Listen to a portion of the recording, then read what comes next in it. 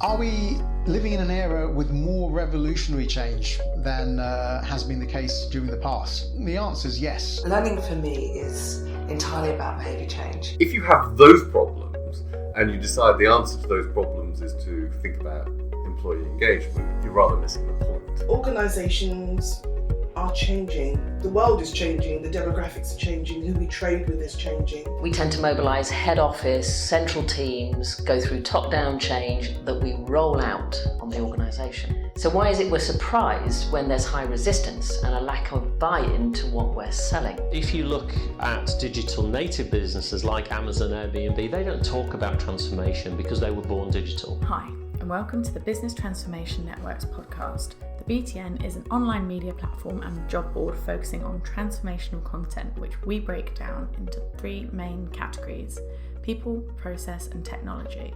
We host free events around these topics with experts in their field, and this podcast is brought to you by the BTN and their editor and your host, me, Emma McDermott. As always, if you enjoy our podcast, please subscribe and leave a review. All links from this podcast will be provided with the description on iTunes, Audible, or whichever app you listen to your podcasts on.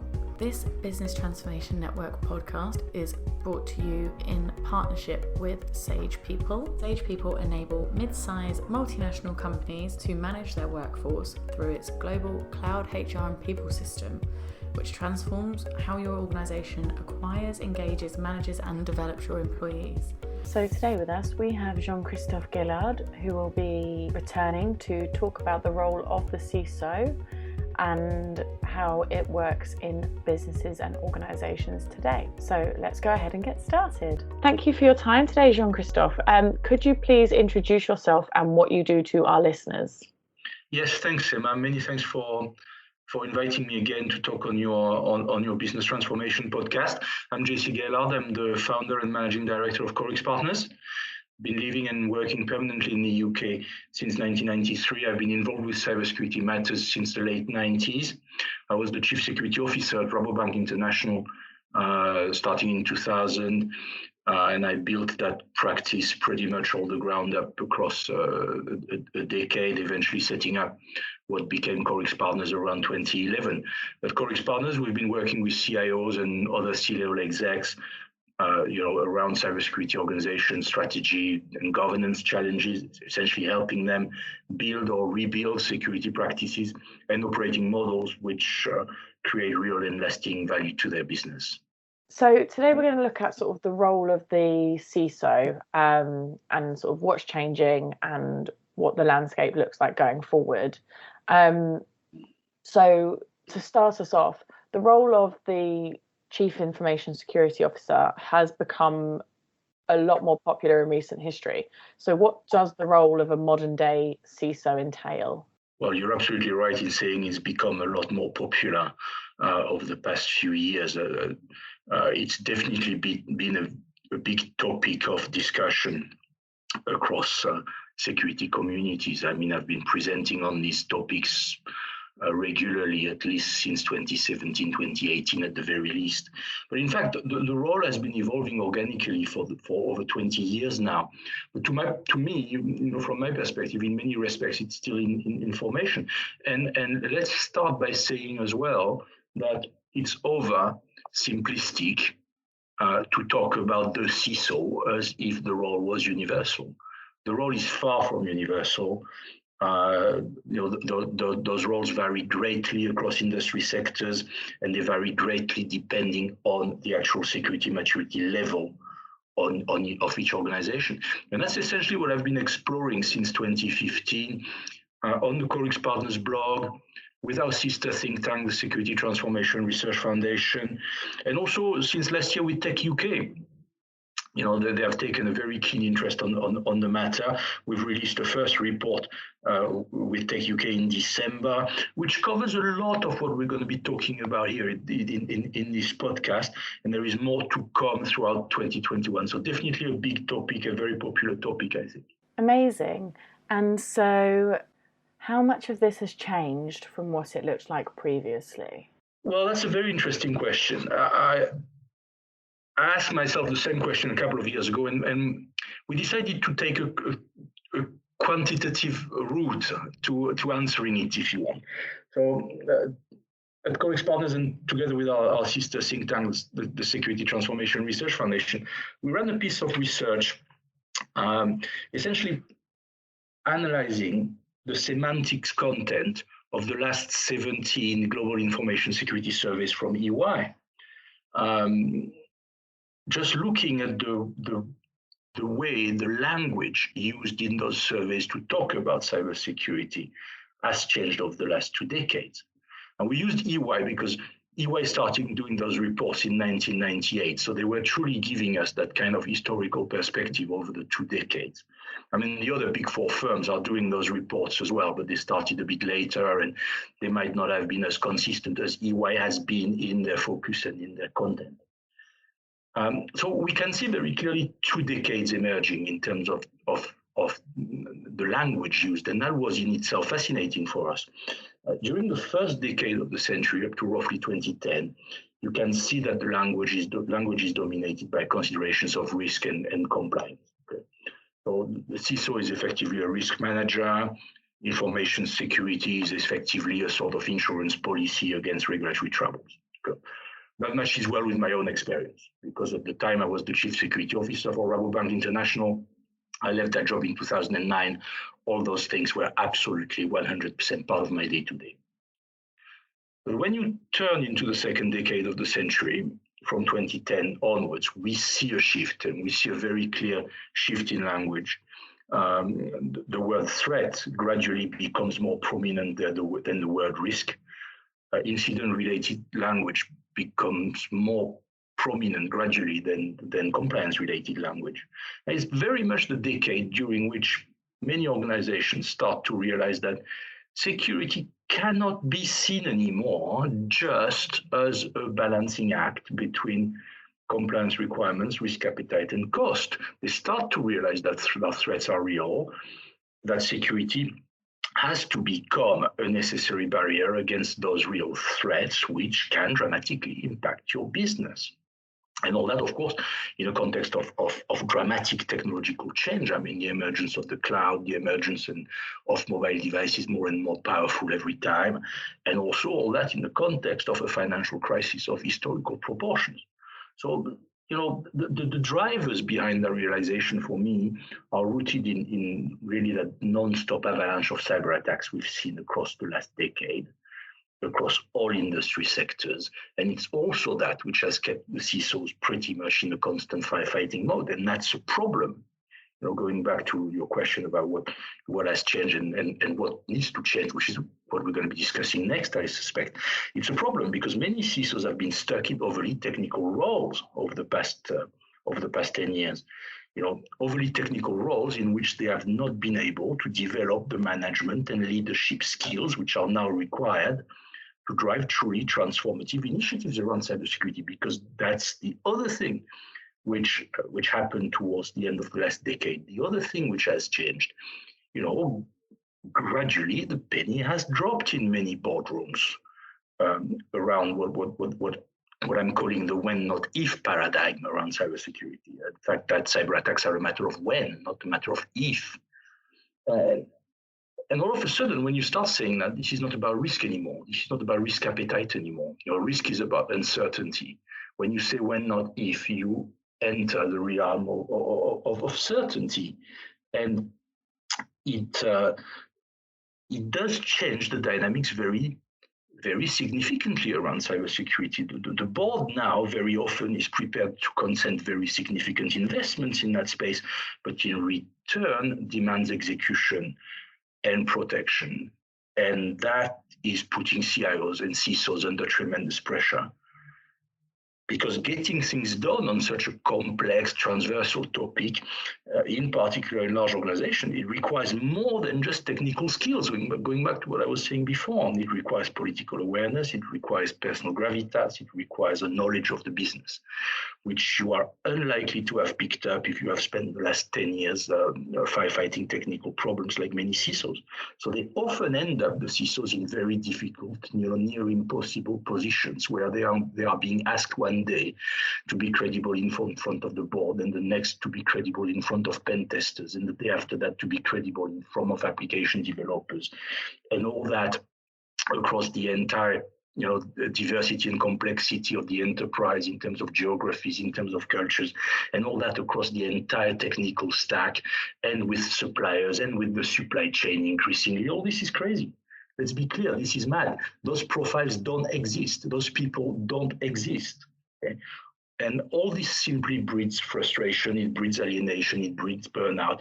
And frankly, those things are going to have to evolve sooner or later around the world.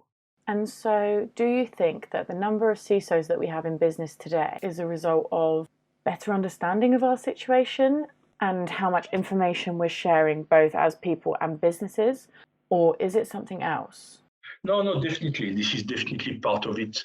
And it's, for me, if I reflect back on what I've been doing and living through, if you want, over the past 2 decades. When I started going to security conferences over 20 years ago, most of my peers were in finance, they were in big pharma, they were in energy, in oil and gas, those type of sectors. Essentially regulated industries where security works often hand in hand with safety, if you think about the chemical industry or the pharmaceutical industry. And also where safety has been very much a pillar of the culture of the sector for forever. But that's not the case anymore. Today, most industry sectors have some form of security practice in place. And I think, again, this is a direct consequence of the when, not if paradigm I was talking about before. And the fact that cyber threats have targeted successfully pretty much all industry sectors and pretty much all enterprises, irrespective of size. And undoubtedly, many organizations which would not have had a CISO 10 years ago now have one. Yeah, I'd completely agree with that. So there seems to be sort of a growing interdependence between physical and cybersecurity. But does this mean organizations should be introducing or developing both the role of the CISO and the Chief Security Officer? Well, let's look at this a bit more in depth. First of all, I think it's not just physical and cyber which are coming together. They also overlap more and more with continuity, with resilience, with the increasing pressure to ensure data privacy compliance. In the face of mounting regulations worldwide, it's not just GDPR and CCPA. You've got those regulations literally popping up, everywhere around the world. All those aspects, for me, have one thing in common, is their transversal nature. And by that, I mean the fact that to make things happen, to move the needle on those matters, you really have to be able to reach and to influence across corporate silos. IT, of course, but not just IT. The business units, the geographies, the HR, very often the legal function as well, and so on. And many CISOs, as I said before, are not really capable of leading in that way because most of them are technologists by background and by inclination. There's nothing wrong with that. They like tech. They like firefighting technical problems. It's what they do. They like it. There's nothing wrong with it, except that the leadership skills required to drive successfully complex transformational initiatives across complex enterprises. Those leadership skills, you don't develop them by firefighting technical problems day in, day out. And this is generally the context in which positioning an elevated CSO type of role starts to make more and more sense in large organizations. Yeah, I would completely agree there. So we just sort of touched on this, but it seems that CISOs are just being introduced into the organization and sort of the C-suite team, which almost feels a little bit sort of too little too late, considering how far we are down this path. So what are the obstacles here? Well, let's go back a few steps. I mean, the CISO role has been around in some shape or another in some industries for the best part of the last 2 decades. Okay, and gradually, as we said earlier, it has gradually permeated the whole economic fabric, and now you have CISO roles pretty much across all industries. But let's face it, currently, irrespective of the title used, many CISO roles are not true C-level roles. Let's be honest. Okay, at best, the role reports to a C-level exec, but it is still common to find CISO type of positions literally buried in the organization. So you cannot really drive fundamental transformation bottom up around a subject so complex and transversal as cybersecurity. So businesses that have that objective, the objective to genuinely transform their cybersecurity practices for good, those businesses must start thinking about elevating the role of their security leader. And again, it's generally in that context that the CSO profile we talked about before starts to make more sense. Absolutely. And so with that in mind, I know you touched on this at the beginning, but what do you think will be the changes or the evolution in the role of the CISO in the future? Well, I think the role is genuinely at a crossroad, and it's the sort of thing we've been exploring with Tech UK. I mentioned at the start of the podcast the work I've been doing with them. Frankly, in my view, bottom-up, tech-centric, tech-heavy approaches to dealing with cybersecurity problems, those approaches have failed. In particular, in large organizations, many large organizations are nowhere near the maturity level they should have reached in relation to the amounts they've spent over the years in terms of security technology and with security consultants. And it's not just that the threats evolve too quickly. Good practices such as the timely deployment of security patches or good identity management, those good practices are as old as good practice itself in that space. And that's spanning the best part of the last 20 years. And those good practices still protect to some extent. So the main problem, frankly, with large organizations is that siloed mindsets and internal politics come in the way of execution. The CISOs end up trapped in tactical games. Short-termist priorities prevail. Nothing gets done really beyond some low-hanging fruits. Nothing ever gets finished. I'm conscious that maybe I'm painting a picture which many people will find too dark, but I'm sure our listeners will get a sense of what I'm trying to say here. But the reality is that many CISOs get frustrated with adverse prioritization over time, and they leave after a few years and having achieved effectively very little in real terms. And the COVID crisis, to an extent, is accentuating all that. The COVID crisis has made most organizations heavily dependent on digital services, internally and externally. Cyber attacks have been relentless. All that has accentuated short-termist tendencies, and all that has kept CISOs even more in firefighting mode. For now, let's be clear, the CISOs are the stars because they're keeping the lights on. But if you're going forward, I think we're going to go back to some form of, we're going to go back a little bit to the same old problem, if you want. You cannot transform cybersecurity practices and culture for good across large organizations simply through tech-driven, bottom-up initiatives. So if that's your objective as a business, if as a business you really want to transform your cybersecurity practice, properly and for good, you will have to elevate the role somehow. And you will have to do that to engineer the board level dynamics, which in turn will create the top-down push required to bring about change. And you will have to find the right people to do that. And it may not be your current CISO, and it may not be someone, coming with another CISO tag, from another CISO role in another organization. And you may have to think outside the box, and you may have to look towards business profiles. But to incentivize those business people into the job, you will have to elevate his profile. You will have to weave it into a credible expression of business purpose to give them the sense that this role is a valuable and meaningful career step for them, not a dead end. And all these points again towards the CSO type of job developing next to the CISO role. The CISO role is essential in its technical content, but the CSO role is there to complement it and reach across the enterprise upwards and sideways. You may think this is just horses for courses. To an extent, you're probably right.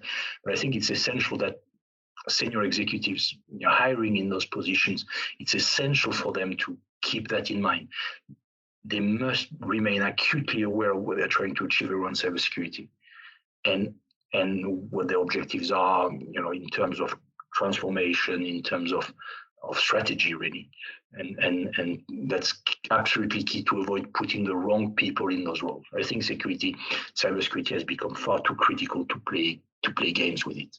Yeah, absolutely. And so you touched on there, you looked at the role in sort of larger organisations, but I sort of get the sense that the problem, as it were, for smaller organisations is slightly different in that they don't necessarily even have a dedicated sort of CISO or CSO role yet. So what would you say on that? Small organizations are in a different shape altogether. As you said, many of them are in the process of defining the role or the concept. I think this is even more. This is the type of situations where the leadership role of the board is even more important, I would say.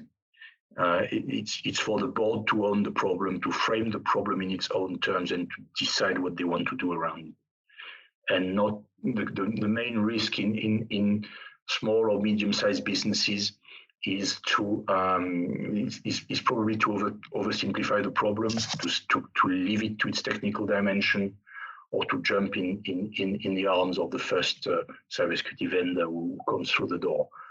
This is where the main risks are. There is a real danger here in jumping straight at technical solutions, or jumping straight in the arms of the first tech vendor through the door. And so you mentioned tech vendors there. So I've seen quite a lot around this concept, and I just wanted to get your opinion on it. But it seems that sort of a vast number of organizations are using fear to sell physical and cybersecurity. So, for example, saying X event wouldn't have happened if their systems were in place.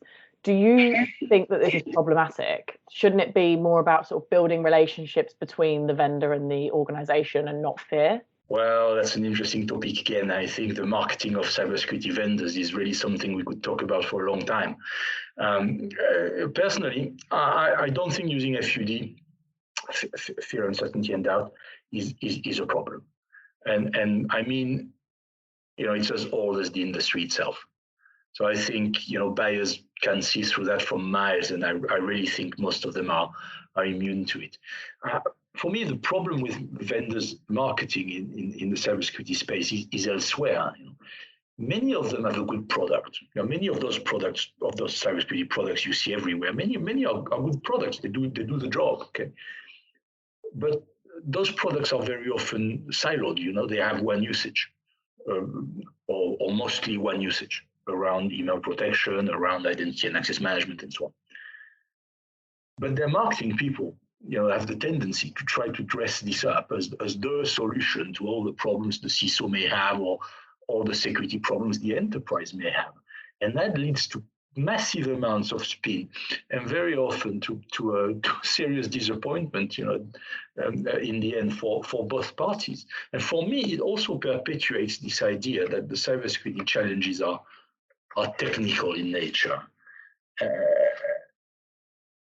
And, for me, they're not. Of course, they have a technical dimension, but as we've said before and repeatedly throughout the podcast, the most difficulties, the most challenges for the CISOs are often in the execution space, in delivering results, in selling results internally.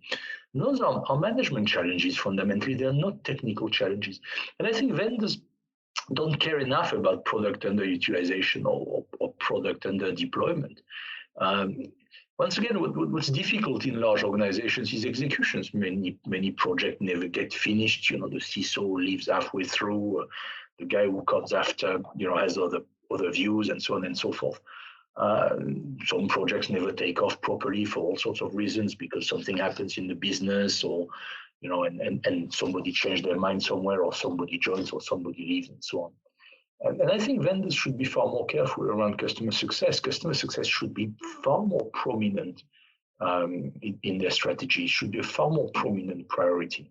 But frankly, too many security vendors stop caring, once the purchase order is in the bag, frankly, and once they've done their figures for the quarter. I'm sorry to be a bit cynical here, but that's a little bit the way I see it. So I think you're right. You're going back to your question. Relationship building should be key, and developing a real sense of customer service and of customer success to help clients execute and deliver. Indeed, I'd agree there. And so to close everything up, if people were only to take away one piece of information today, what should it be?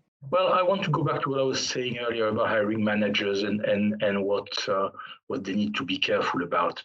I would really urge hiring managers to look beyond the obvious when it comes to the profile and the role of their CISO, in particular at the point where they need to recruit a new CISO, for example. Or at the point when they start framing CSO type of positions, as we've been discussing earlier in the podcast. I think that's absolutely key to avoid replicating problems of the past. And I would really, really, really urge hiring managers to go back to what they're trying to achieve around cybersecurity before jumping to ready-made solutions, and to think in business terms, not just in technical terms. Amazing. Well, thank you so much for your time today, JC. Thanks, Emma, and thanks to all our listeners, of course. Thanks for listening to our podcast. We hope you enjoyed it or learned something. For more content like this, please subscribe to the BTN website. As always, we really appreciate any thoughts and feedback about the show. You can reach us on Twitter @thebusinesstn, or you can email us at emma@thebtn.tv with any questions or suggestions for future episodes.